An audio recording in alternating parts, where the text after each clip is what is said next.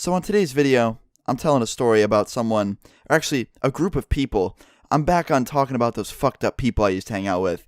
And I'm pretty chill when it comes to hanging out with people. I don't have falling outs a lot, and when I do, it's over like really fucked up stuff. Like to have a falling out with me, you have to make pancakes and put live lizard in them. Like you have to be fucked up. I'm just fucking around, of course, but seriously, to have like a falling out with me, usually it has to be something over really messed up. And I had this friend, and we're just going to call him Jack, okay? Jack was a very nice person for the first like year of knowing him. And then Jack got mixed up with the wrong crowd, you could say, and he started doing worse and worse things day by day. And it got to the point where he was stealing shit, and not just from like stores, but from me. And that's when we had like the falling out. He came over to my house. He stole like a $100 pair of headphones. I didn't notice it till like 2 weeks later. We talked. He completely owned up to it, but didn't say sorry. And then we stopped talking for a little bit. And then Jack came back to me, okay? And this all happened about 6 months ago. He came back to me and he texted me. He's like, yo, can you call me? And I called Jack, and he just gives me this long, just heartfelt apology about how I'm such a good friend of his and he doesn't want to lose me as a friend. And I was like, you know what, dude? Whatever. It's done. Water under the bridge. Sure, we'll be friends again, right? He's like, all right, awesome, man. Next time we hang out, I'll give you the $100 for the headphones that I took. And I was like, all right, man, awesome. So at this point, I'm like, oh, we're friends again. Whatever, I won't trust him that much anymore, but he's still a friend, right? And we make plans.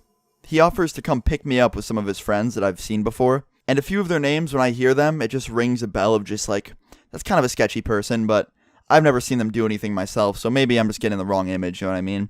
But I said, okay. They came to my house, picked me up, I got in, it was me, and just a full car of awkwardness, because I've never hung out with these people before. The only person I knew was my friend, and we just got over like a fight, so it was super awkward, and we're driving around, and I just learned that these kids were basically like the thugs of my town, and I felt so weird like in a car with them because they were talking about like really fucked up shit, and like one of them mentioned at one point that they had plans to like go and jump this kid next week or something, and it was so weird. I was like, dude, I'm not liking this. Like I kind of want to fucking go home, but I was already in this car. I was in the back seat between all of them, and I was getting these weird looks and shit. Like I just got this really eerie like scared feeling, and I was like, this is fucking terrible. And the worst part was I couldn't say anything. I couldn't be like, hey, I'm very weirded out by all of you. Take me home, please. Because first of all, it's a bunch of fucking creepy ass dudes that would probably kick the shit out of me if I said that to them.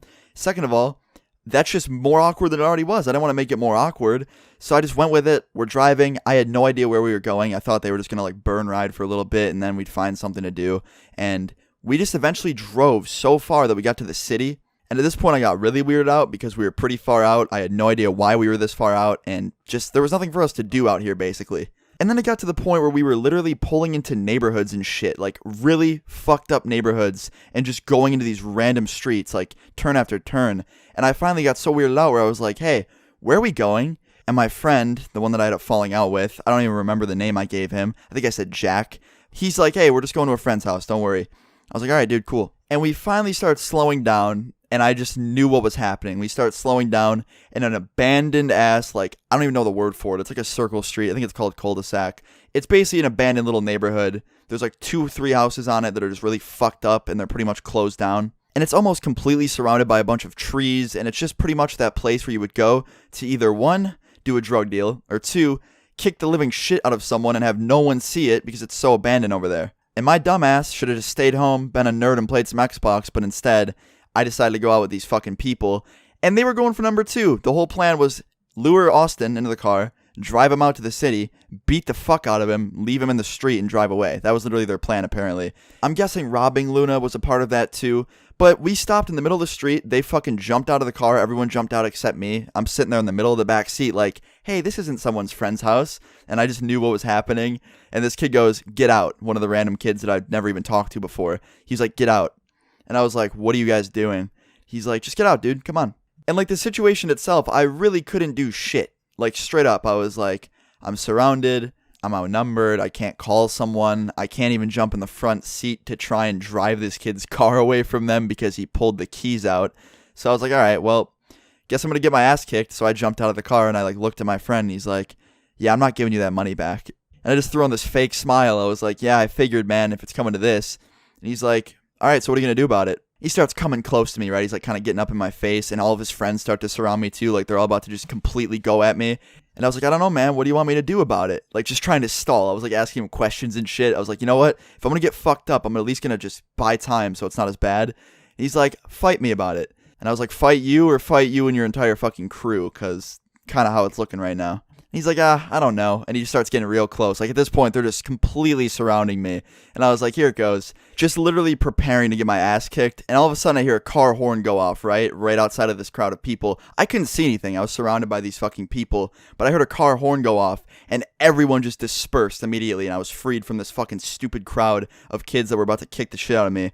And I see this old fucking dude sitting in the middle of the road, just like looking at us with this confused ass look through his windshield of his car, alone. And these fucking wannabe thugs got terrified of an old man for beeping his horn at them, and they all jumped back in their fucking car and peeled off, leaving me in the middle of this road, just looking at this old guy in his car. And they drove away because they were scared, and I'm just sitting there, and I walk up to this guy's car, he rolls down the window, and I was like, hey, I don't know what was about to just happen, but you saved me from it. And he was like, yeah, I was driving by and through the trees I could see the whole crowd of people. What was going on?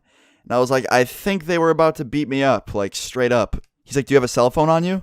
And I was like, yeah, I do. He's like, all right, call a ride. I'll stay here until they get here. I'm sorry that had to happen to you. And this fucking legend, his name was Paul. Paul is a fucking legend. Sat there and waited till one of my homies came and he got me and we jumped in the car. And he's like, here, take my phone number. Have a good night, guys. You guys seem like great kids.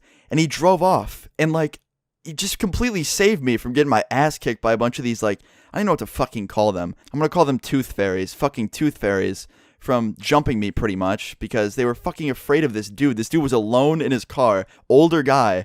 It just saved me. But yeah, I got home, told my fucking friends and parents about it. They all wanted me to escalate it to something bigger, but I was just happy my eyes weren't fucking completely blue and black and that I didn't look like I just got hit by a fucking rock, so that's a good thing. But yeah, I guess that's pretty much the end. I thought it was a fucking crazy experience. I hope you guys enjoyed it. Leave a like if you did. And just be careful about who you guys hang out with, alright? Just don't be a Luna and trust people too quickly, especially after they fucking stole from you. It's an idiot move.